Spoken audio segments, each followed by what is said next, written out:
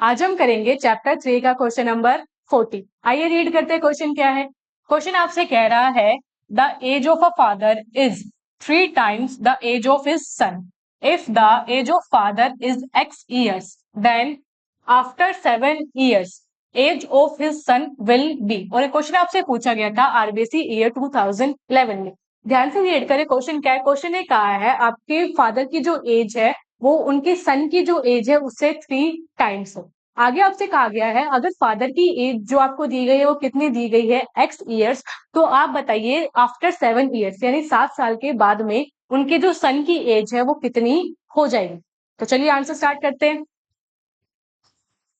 देखिए जैसा आपको क्वेश्चन ने कहा है, क्वेश्चन ने क्या कहा है कि फादर की जो एज है वो कितनी है आपकी x ईयर्स। तो हम पहले वो लिखते हैं। हमने लिखा एज ऑफ फादर।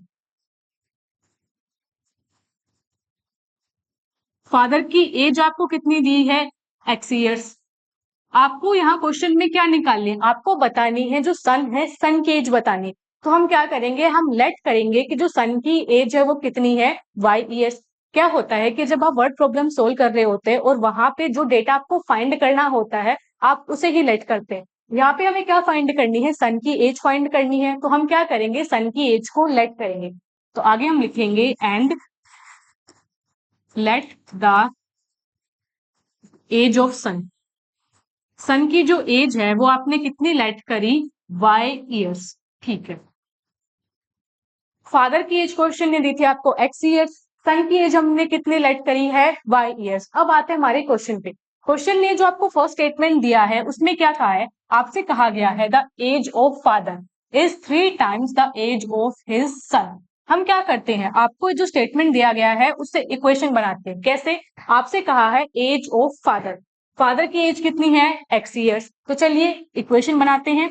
उससे पहले हम लिख लेते हैं then according to question. Question के अकॉर्डिंग आपसे कहा है एज ऑफ फादर, फादर की एज आपने कितनी लेट करी x, तो यहाँ क्या लिखेंगे x।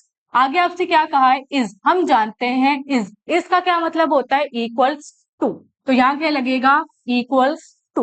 आपसे क्या कहा गया 3 times the age of his son, 3 times. ठीक है, ये रहा 3। हम जानते हैं टाइम्स का क्या मतलब होता है, टाइम्स का मतलब होता है मल्टीप्लाई। टाइम्स का क्या मतलब होता है मल्टीप्लाई।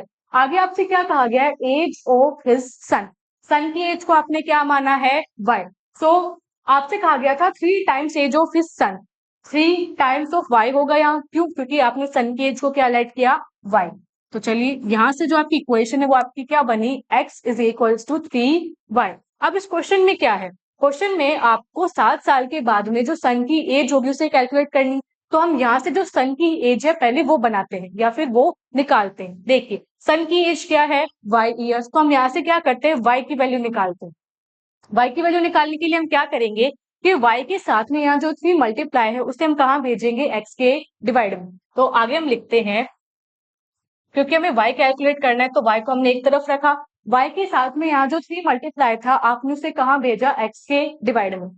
तो जो y है y आपका क्या निकल के आ गया x/3, y आपका क्या निकल के आया x/3। अब क्वेश्चन ने आपसे क्या पूछा था, क्वेश्चन ने कहा था आफ्टर 7 ईयर्स आप बताइए जो सन है सन की एज क्या होगी। ठीक है, अब देखिए अगर करंट में सन की जो एज है वो कितनी है x/3, तो आफ्टर 7 ईयर्स एज आप कैसे निकालेंगे, जो अभी करंट एज है उसमें आप 7 को ऐड कर देंगे। जैसे मानिए कि अभी आपकी जो करंट एज है वो 16 है, आफ्टर 7 ईयर्स अगर आपसे पूछा जाएगा आपकी एज को आप क्या कहेंगे 16 + 7। सेम यहाँ पे है, अभी जो करंट एज आपने निकाली है सन की वो कितनी है x/3। आफ्टर 7 ईयर्स निकालने के लिए हम क्या करेंगे x/3 में 7 को ऐड कर देंगे। तो चलिए हम लिखते हैं आफ्टर 7 ईयर्स, 7 ईयर्स के बाद जो सन की एज है y वो कितनी हो जाएगी, जो करंट एज x/3 है उसमें आप कितना ऐड कर देंगे 7। तो जो सन की एज आफ्टर 7 ईयर्स है वो कितनी है x/3 + 7। और ये हमारा कौन सा ऑप्शन है, ये है हमारा ऑप्शन नंबर बी। ये हो जाता है इस क्वेश्चन का कंप्लीट आंसर।